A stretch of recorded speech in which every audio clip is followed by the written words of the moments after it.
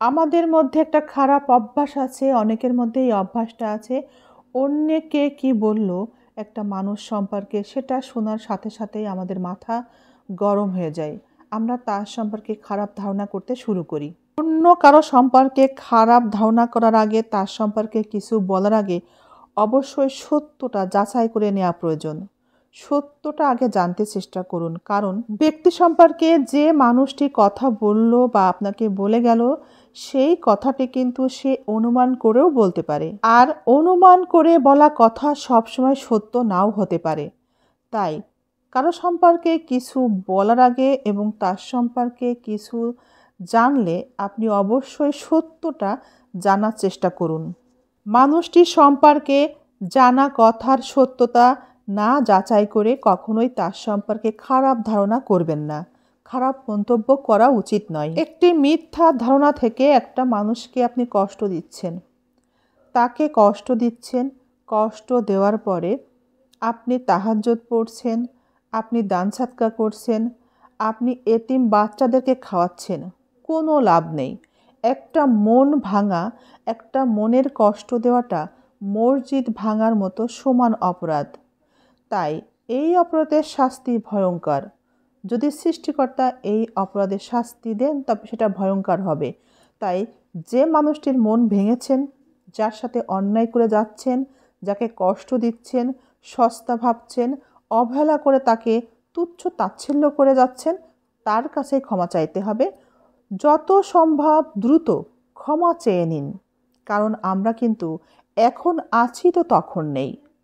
রাতটুকু আছি, হয়তোবা সূর্যের আলো আমাদের ভাগ্যে নাও থাকতে পারে। তাই সাথে সাথে ক্ষমা চেয়ে নেওয়া উচিত। নারী পুরুষ আমাদের সকলের বোঝা উচিত, জানা উচিত, যে মানুষটা আমাদেরকে অনেক বেশি শাসন করে, এটা করো না, ওটা করো না, সেটা করো না, এখানে যেও না, এই যে শাসনের উপরে রাখার চেষ্টা করে, ভাববেন সবসময় এই মানুষটি আপনাকে সব থেকে বেশি ভালোবাসে। এই শাসনের উপরে রাখা মানুষটি যদি আপনার স্বামী হয়ে থাকে তবে সেই আপনাকে সব থেকে বেশি ভালোবাসে। যে আপনাকে আদর সোহাগ বেশি করে, শাসন করে না, খারাপটা আপনার চোখে আঙ্গুল দিয়ে দেখিয়ে দেয় না, রাগান্বিত হয়েও বলার চেষ্টা করে না, সেই মানুষটা কখনোই আপনার ভালো চায় না। এই মানুষগুলো আসলে আপনাকে হিংসাই করে, আপনার কাছ থেকে স্বার্থ উদ্ধারের জন্য চেষ্টা করে। তা না হলে তারা কেনই বা আপনার পিছনে পড়ে থাকবে? হিংসা করে হয়তোবা অন্যের ক্ষতি করা যায়, কিন্তু হিংসা করে নিজের কোনো উন্নতি হয় না।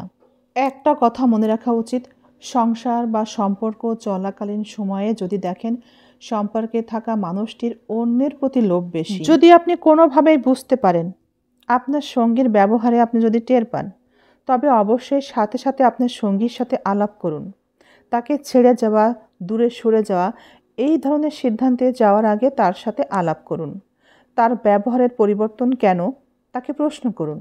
আপনাকে এখন অসহ্য কেন লাগে, বিরক্ত বোধ কেন করে, বোরিং হচ্ছে কেন, ইত্যাদি ইত্যাদি বিষয়ে ঠান্ডা মাথায় তার কাছ থেকে জানতে চেষ্টা করুন। তাকে বোঝাতে চেষ্টা করুন সবার আগে। আপনি বিষয়টা যখনই বুঝে উঠবেন আপনার সঙ্গীর এমন পরিবর্তন, আপনি সাথে সাথে তার মানসিক পরিবর্তনের জন্যে হাল ছেড়ে দিবেন না। আপনি চেষ্টা চালিয়ে যাবেন এবং ঠান্ডা মাথায় তার সাথে আলাপ করতে থাকবেন। সম্পর্ক থাকাকালীন যদি সম্পর্কের যে কোনো একটা মানুষ অন্যের প্রতি লোভী হতে দেখা যায়, তবে সেই মানুষটিকে নিয়ে সংসারে শান্তি পাওয়া যাবে না, সংসারের সুখ নষ্ট হবে, সম্পর্কের মধ্যে অশান্তির সৃষ্টি হবে। তাই যখনই এই বিষয়টা উপলব্ধি করতে পারবেন, সাথে সাথে সম্পর্কে থাকা সেই মানুষটির মানসিকতার পরিবর্তনের চেষ্টা করতে হবে। মানুষটির এমন চরিত্রের পরিবর্তনে অবাক হবেন না। মানুষের পরিবর্তন হুটহাট করে হতেই পারে, তাই তার সাথে দুর্ব্যবহার, খারাপ ব্যবহার, খারাপ আচরণ না করে মানুষটির মানসিকতার পরিবর্তনে সাহায্য করুন। জীবনে কে করছে, কি করছে, কেন করছে, এই ধরনের প্রশ্নের উত্তর যত কম খুঁজবেন, যত কম জানার চেষ্টা করবেন, আপনি ততই ভালো থাকবেন।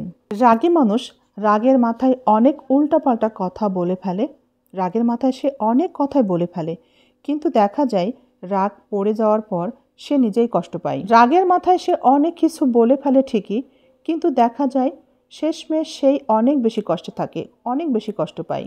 সম্পর্কে শান্তি নষ্ট করতে অনেকে এগিয়ে আসবে, কিন্তু সম্পর্ককে পুনরায় ঠিক করে দিতে, পূর্বের অবস্থায় ফিরে দিতে, আপনার জীবনের উন্নতি বা অগ্রসরের সামনে এগিয়ে দিতে কেউ আসবে না। কেউ এ ব্যাপারে আপনাকে সাহায্য করবে না।